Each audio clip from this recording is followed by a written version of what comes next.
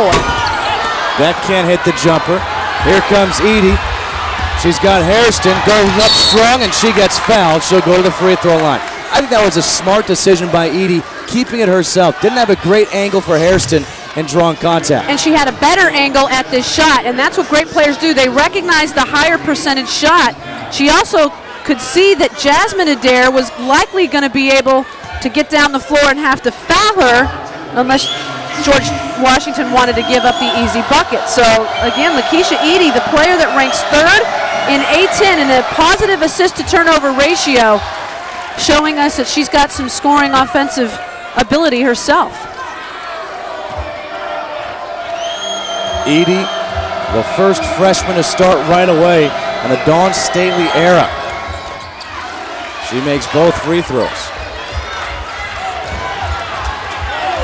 A 3-point game, number 9 GW. Just 2 losses on the season, Maryland and Tennessee. Temple 23-5. Both undefeated in the Atlantic 10. Cole looking for her first bucket of the game, and she got it.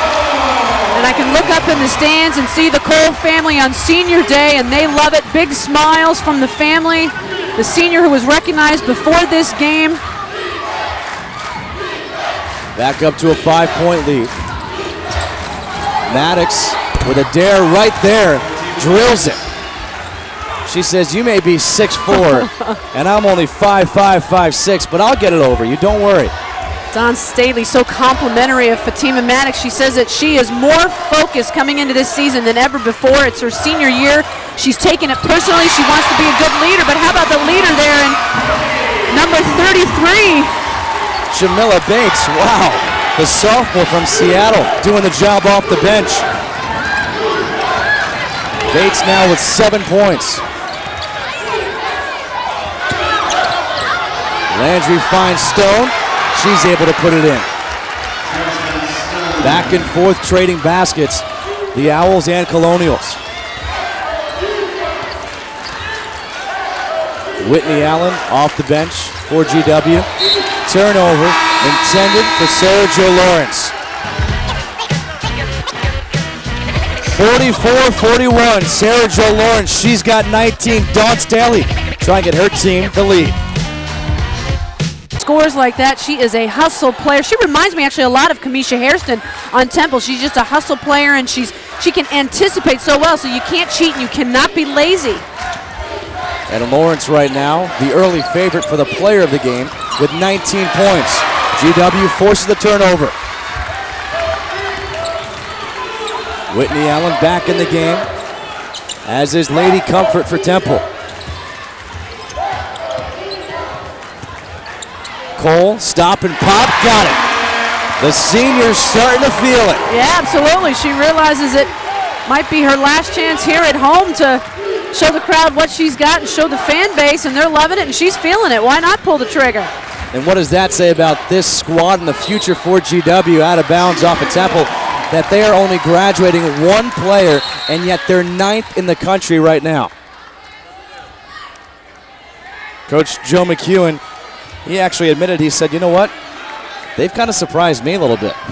I didn't expect it to be this good this fast. Well, that's nice. I mean, it's always nice when a coach has his or her expectations going into a season, and then those players exceed the expectations. That's a bonus. Kimberly back, the step back 3. And the air ball. Kamisha Hairston with the loose ball.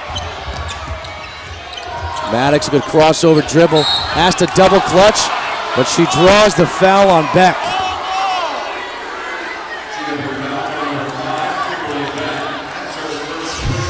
Maddox has been big this half. Let's take a look why. She just doesn't slow down. She doesn't pick up her dribble and get herself into a jam, and then she's got a confident outside shot. And like Sarah Jo Lawrence, she creates her shots off her dribble. Maddox, the leading scorer for Temple in this game, now with 13 points. And that's improved scoring. Last season, Maddox scored about 6 points a game, and she's averaging 11 points a game, so up 5 points. A great scoring addition for Temple. 6 minutes left in this game. Jasmine Adair goes out. Jessica Adair comes back in, and she's got 4 fouls. Let's see what happens, because when you have 4 fouls on defense, you tend to shy away from contact. Let's see if Temple goes down to Lady Comfort when they're on the offensive end. A nice steal by Lakeisha Eddy, all alone. And we've got ourselves a 1-point game.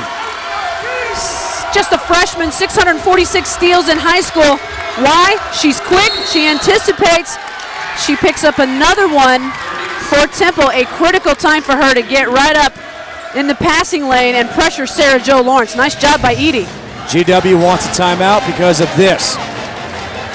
Why, Edie was not faked out on Sarah Jo Lawrence's crossover, and she was so quick. Check out the quick hands. Boom, right there, right hand, and she's off to the races. Lakeisha Eddy, the freshman from Columbia, Maryland. As you mentioned, third in the A-10 in positive assist-turnover ratio, third in the A-10 with assists per game at 3.86.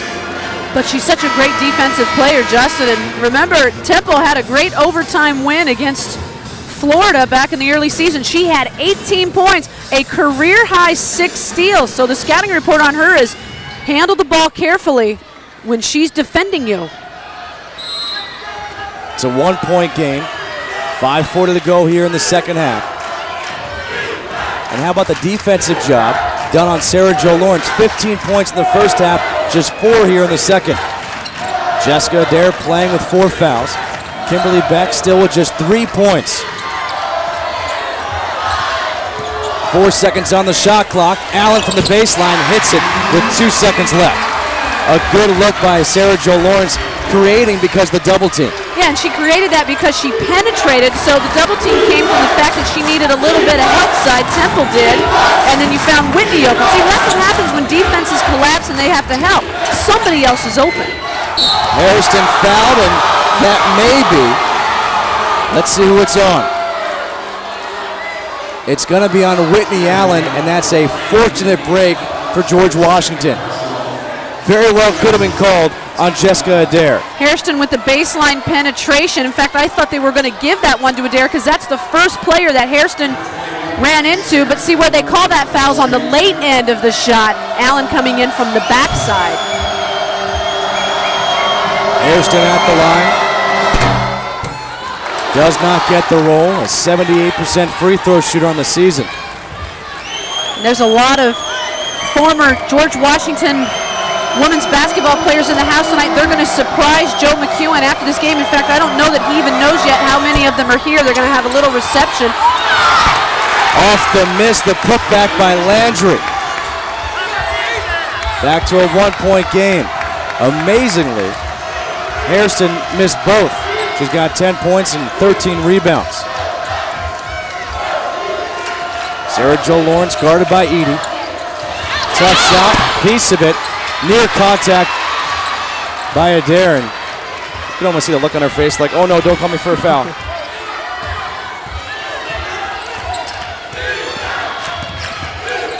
Lawrence again working for her shot, forcing the shot. Not a good shot. Can I say shot more times? That's all right, you're calling it. 48-41, a chance for Temple to get their first lead since 17-16 back in the first half.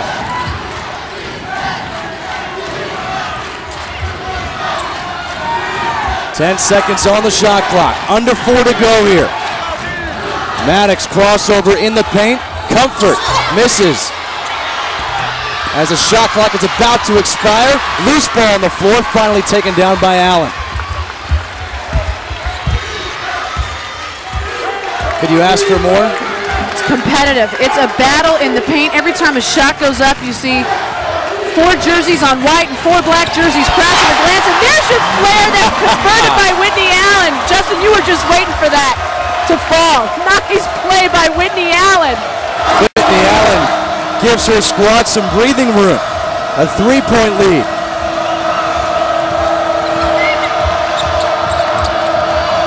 Temple working the weave. Maddox a 3 to answer. Got it! And we're tied at 50. Fatima Maddox loves that left side. We saw a big bucket from her earlier. It was a deuce. This time she steps back to make sure that she nails the 3. This game is tied up. Jessica Adair, the spin move down low, off the glass. Allen with the rebound. And she'll pull it back out. Smartly so.